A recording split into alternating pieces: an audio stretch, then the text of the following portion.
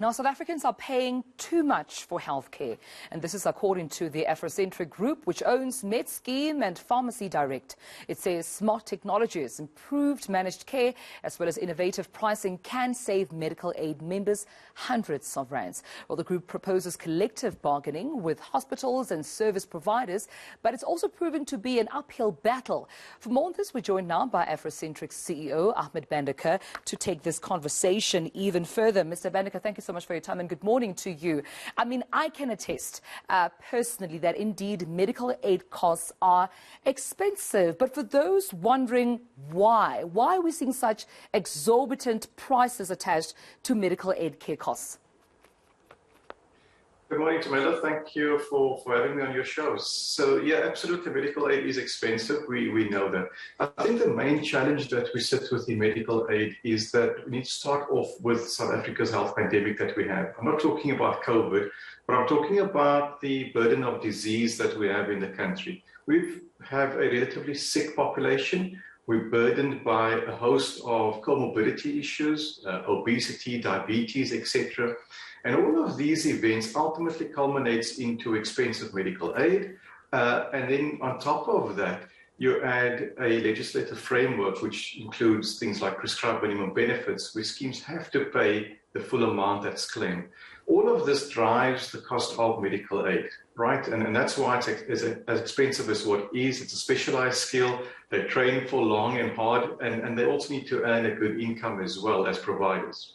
Yeah, and you're saying that actually healthcare can be much cheaper. You're saying it can cost much less, and you've been, attempting collective bargaining, understand, and proposing it alongside hospitals and service providers. Why has it been an uphill battle for you, do you think?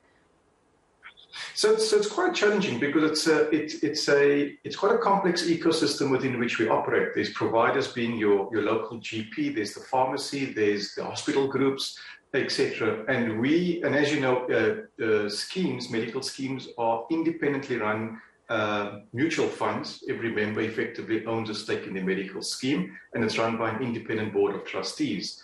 All of which needs to result in the Council for Medical Schemes approving what becomes the medical aid price that we actually pay for our option.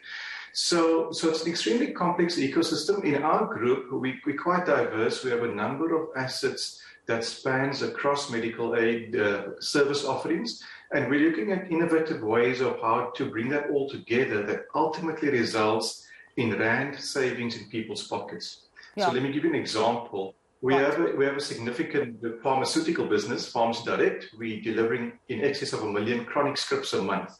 Now, if we have greater adherence to chronic diseases by people taking their drugs, it avoids hospitalization. That's one small example. So we can ensure that you get your drugs on time every single month and avoids the hospitalization. We need to look at things like daycare facilities as alternatives to hospitalization. We need to look at step-down facilities to get people out of hospitalization into subacute facilities. The cost of that's a lot cheaper than running in a hospital. And then there are alternatives like home-based care as well, virtual consultations. All of these are services that we offer, and we've been spending a lot of time looking at how we can bring that all together into a medical aid option that lowers the price point quite significantly. Well, that's one to consider there, and we have to leave our conversation. But thank you so much for giving us, food for thought on this. Ahmed Banderker, of course, joining us this morning, talking about how medical aid care can, of course, be cheaper in South Africa. It is a possibility, but it will take a lot of work to get there.